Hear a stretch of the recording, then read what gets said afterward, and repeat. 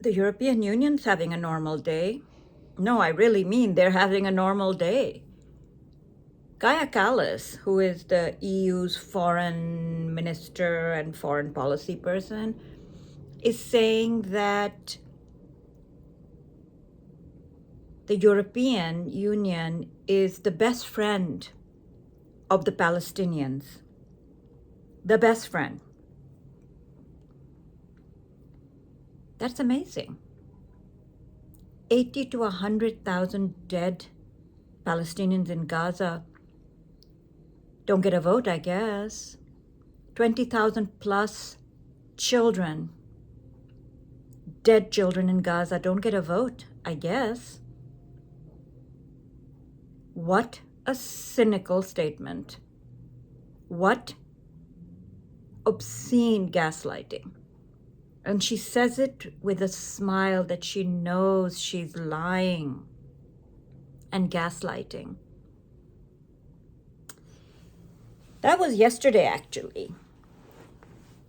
Today, she says that the EU is expanding sanctions on Iran. Expanding sanctions on Iran, and we'll be looking at a military mission for the Strait of Hormuz. Then von der Leyen says that China, Russia, and Turkey are threats. Turkey.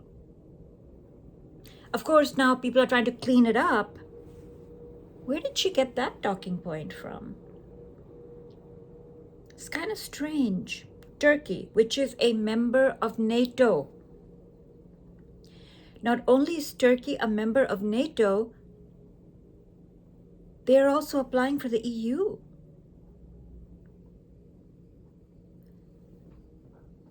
Whose talking points is she spewing? Because we have heard the Israeli cabinet members saying the same thing. Then, of course, there is the foreign minister of Germany who can't stop saying idiotic things.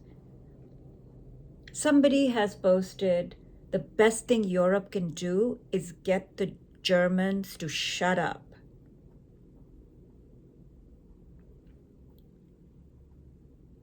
It is remarkable what is going on. Because the real story is that Spain, Ireland, Slovenia, Belgium, and a couple of other countries are saying they will vote, absolutely they will vote to end the association agreement with Israel. That it is time. Given the Polish foreign minister's strong statement about the Gaza genocide, maybe Poland will vote for it as well. But Madam Kaja Kallas and von der Leyen, one is busy gaslighting on Palestinians. The other is busy calling Turkey a threat. Oh, Europe, you continue to be absolutely spine-free.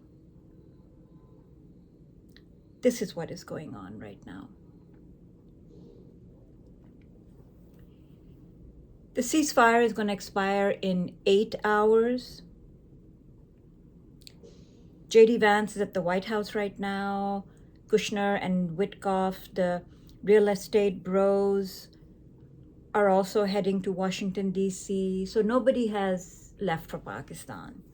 The Iranian delegation is still not saying whether they're going or not, but they're making very clear what their red lines are. Lift the blockade, they're saying. My guess is, at a minimum, they want the ship that was interdicted yesterday or day before that had 5,000 containers coming from China, they want that to be released. That is That is my guess, that they see that as a minimum goodwill gesture. Today, another ship was interdicted with a Botswanan flag. That has become a bone of contention as well, because it has been interdicted and boarded by US Marines, again, to interfere with shipments coming into Iran. So that has become a real bone of contention. Unfortunately, Donald Trump is a malignant narcissist and a malignant megalomaniac. It is quite possible that he sees a victory in attacking Iran again. That he and Netanyahu are cooking up yet another attack on Iran, which would be disastrous, absolutely disastrous. But we do not know. The market is unhappy. We can check where the oil prices are. That'll give us some indication as to what the market thinks is happening. Yes, oil prices have gone up by $5. So now it's at 94. Crude prices are at 94 and rising.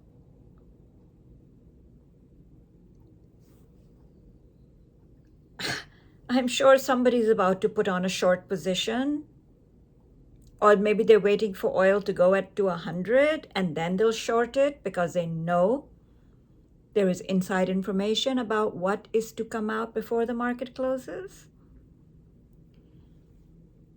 So I found the BBC story that you can hear for yourself about the investigation the BBC has done on some very suspicious trades. And here it is. Now, the BBC has found a pattern of spikes in trades and financial markets ahead of public announcements by US President Donald Trump, including during the Iran war. It's raised suspicions of insider trading, whereby bets are made by people based on information that is not available to the general public. Though some have argued certain traders have become more adept at anticipating the president's interventions. Let's talk to our business correspondent Nick Marsh for more on this. Nick, tell us what you found. Well, quite a lot of examples of these spikes, Sally. I'll just give you the first one I found, and one of the most prominent ones is on the 23rd of March. Trump had spent the weekend preceding that threatening Iran's power plants, much like he is now.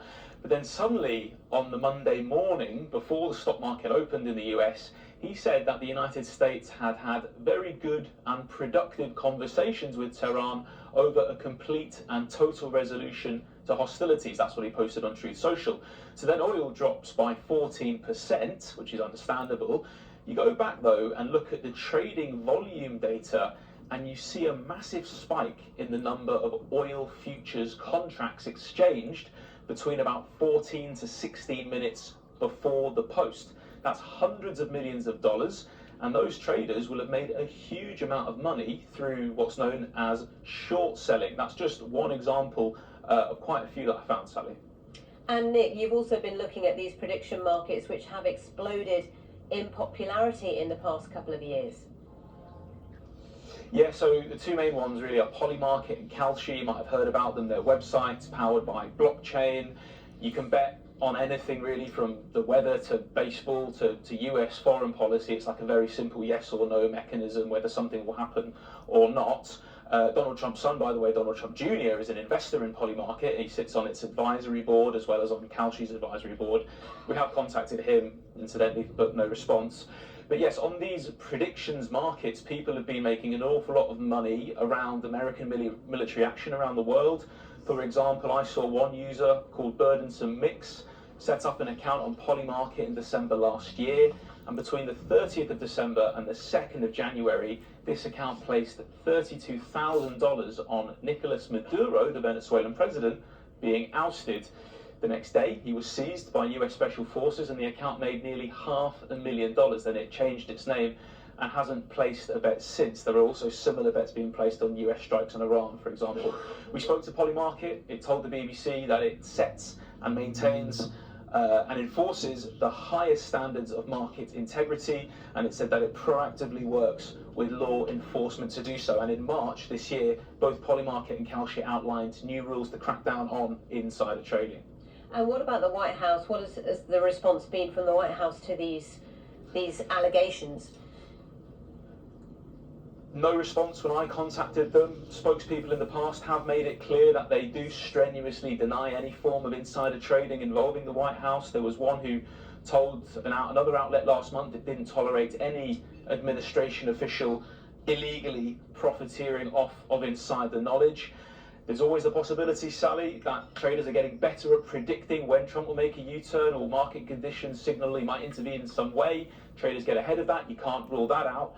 But it's the consistency of these spikes, and it's how often it happens before Trump says something that has got people raising eyebrows. Okay, Nick, thank you very much indeed. Nick Marsh there in our Asia Business Hub in Singapore. So, Polymarket. Somebody made $500 million. Donald Trump Jr. is a shareholder of Polymarket. Nothing shady going on here. There's a lot of money being made ahead of Trump's announcements, ahead of market opening. It is worth harping on this. It is absolutely worth harping on this. People have gone to jail in this country for years on less suspicion, on being accused of doing much less. The SEC, insider trading was considered to be the biggest sin. And now, it's another Tuesday. It's not that guardrails are down. It's that institutions are hollowed out. Institutions of law, institutions of regulations, institutions of foreign policy. The State Department is hollowed out. The country that is trying to get Trump out of this war, Pakistan, does not have an ambassador from the United States. There's a charge d'affaires. There is no ambassador. God only knows how many countries do not have an ambassador. Imagine that. Pakistan does not have an ambassador. There are no Iran specialists as part of the negotiating team. There are no nuclear specialists as part of the negotiating team. You have J.D. Vance and two real estate bros whose role is dubious. Very, very dubious.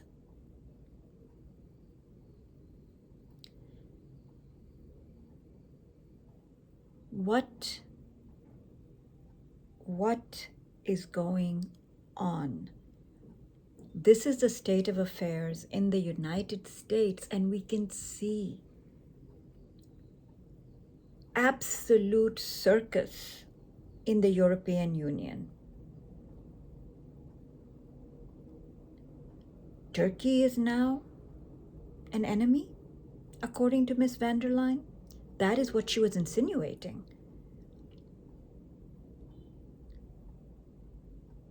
Ms. Kallas is saying, no better friend than we of the Palestinians.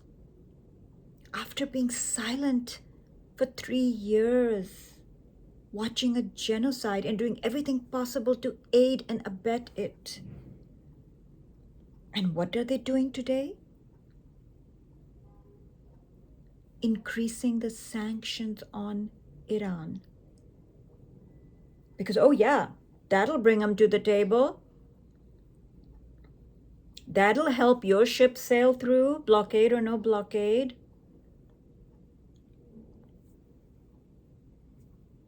This is where we are, folks. This is where we are. Afternoon, EST. This is where we are. Stay tuned. I'm sure there's more garbage coming up from both Europe and the United States.